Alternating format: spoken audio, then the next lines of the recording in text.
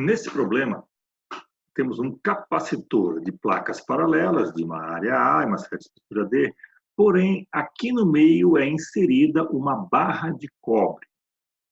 Então, aqui começam algumas informações importantes. Dado um capacitor de placas paralelas, de espessura D, é colocado uma placa de cobre, material condutor, bem no meio desse capacitor.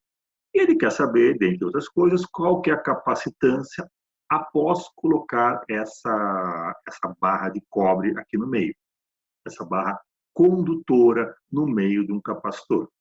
Então, vamos começar por aí. Qual que é a ideia? O cobre é um bom condutor, ele não é um material dielétrico. Tá? O campo elétrico aqui dentro é zero, porque sendo condutor, todas as cargas vão para a face externa, aqui dentro, então tem um campo zero. Ele não é um dielétrico, ele é um condutor. Sendo assim, é como se esse problema pudesse ser visto por esse aqui. Ó. É como se eu tivesse dois capacitores de área A, com essa pequena espessura, e um outro capacitor aqui de área A e essa pequena espessura, conectado por um condutor, por um fio. Então, esse problema é equivalente a esse aqui. Dois capacitores de constante elétrica, K, área A, porém, espessura é D menos B dividido por 2.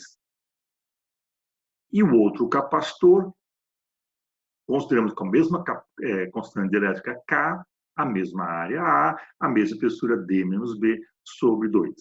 Os dois conectados em série por um fio de cobre.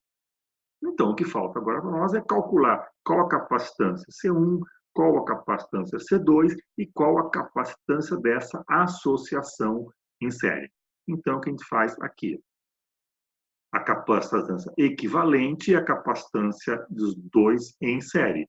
Eu posso fazer as contas e chegar que ela vale este valor aqui, onde eu já estou admitindo que o meu material dielétrico é A, para o K ser igual a 1, só para facilitar as nossas contas. Poderia ser um K qualquer. Eu coloquei 1, que assim nos elimina uma variável aqui, uma grandeza. Então, essa é a capacitância equivalente desses dois capacitores em série ou deste capacitor com uma placa de cobre no meio. Bom, a segunda pergunta é, tá bom, se uma carga Q qualquer é mantida nas placas, então, aqui a informação importante é, agora, a inclusão dessa carga, dessa placa, foi feita da seguinte forma. Eu tenho um capacitor carregado, desconectado da fonte, e coloco uma placa de cobre. Então, o fato de estar desconectado da fonte me diz que as cargas não podem nem entrar, nem sair desse sistema. A carga vai ser preservada. Simplesmente eu vou colocar um material, no caso aqui o cobre, condutor, no meio das placas. Mas a carga inicial e final será exatamente a mesma, porque não havendo uma fonte, não tem para onde essas cargas irem. Então ele quer saber, se uma certa carga é mantida nas placas, qual a razão entre as energias armazenadas antes e depois da introdução da barra? Então, antes eu tinha um grande capacitor, vamos dizer assim, vazio, e agora eu tenho esse capacitor com essa placa no meio. Qual que é a energia armazenada antes e depois? Então, vamos lá. Antes, eu tenho um capacitor de carga Q e capacitância C. E depois eu tenho um capacitor de carga da mesma carga Q, porém uma nova capacitância. Esse aqui é o capacitor que não tem a placa de cobre, esse tem a placa de cobre. Nós calculamos o equivalente aqui em cima. Então, fazendo essas contas, eu posso dividir que a energia antes, dividido pela energia depois, vai ser dada por essa razão aqui, D sobre D menos B. Ou seja, esse denominador é menor do que o numerador, porque afinal eu tenho D menos alguma coisa. Portanto, a energia antes, a energia potencial elétrica antes é maior do que a energia potencial elétrica depois. Opa, isso é uma informação importante que ele vai nos perguntar daqui a pouco aqui, ó, o item C. Qual é o trabalho executado quando essa barra é introduzida?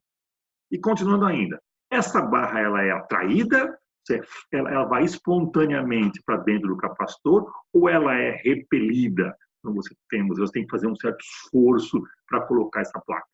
Então, vamos ver isso aí, essa questão. O trabalho, então, executado por esse agente externo para colocar essa placa vai ser igual à variação da energia potencial do sistema. Então, eu tinha uma energia potencial elétrica UA, agora eu tenho uma energia potencial elétrica U antes e agora depois. Então, fazendo a subtração do que eu tenho depois menos do que eu tenho antes, eu concluo que a variação de energia potencial elétrica, ou o trabalho realizado, vai ser dada por essa expressão aqui, que simplificando está aqui. Nota que esse trabalho ele é negativo, menor que zero, o que significa que, espontaneamente, aquela placa vai entrar no capacitor. Então, a barra ela é, vamos dizer assim, puxada para dentro do capacitor. O outro item, ele considera o seguinte, bom, supõe agora que eu tenho uma fonte aqui conectada, e essa fonte mantém 85 volts entre as placas. O que mudou agora? Peraí. Se eu tenho uma fonte, qualquer perturbação no capacitor pode fazer com que cargas entrem ou saiam do capacitor, porque agora eu tenho um circuito. Tá? Então, não é mais um capacitor isolado, é um capacitor conectado a uma fonte. O que eu vou ter constante agora não é a carga. A carga pode entrar ou sair, porque eu tenho a fonte, mas assim é a diferença de potencial. Então, ele pede, vamos calcular o mesmo problema, considerando agora um potencial constante. Então, continuando aqui. Tá, se eu quero manter, então, o V constante, eu preciso de uma fonte que pode fornecer ou retirar cargas do capacitor. Inicialmente, eu tenho essa energia no sistema, meio de C, V2, e depois de colocar para o capacitor, eu tenho meio de C equivalente, V2. Tá, então, agora, vamos dizer, a capacitância equivalente do sistema do capacitor com a barra de cobre, já calculamos lá em cima. Então, quando eu divido a energia antes pela energia depois, tá, e faço as contas aqui, eu concluo que a energia antes, agora ela é menor do que a energia depois. Ou seja, antes eu tinha uma situação, quando eu coloquei a placa de cobre com a fonte ligada, a energia potencial elétrica aumentou. O que significa que alguém vai ter que pagar essa conta. Então, alguém teve que fazer um trabalho para empurrar, para forçar com que essa barra entre dentro do capacitor.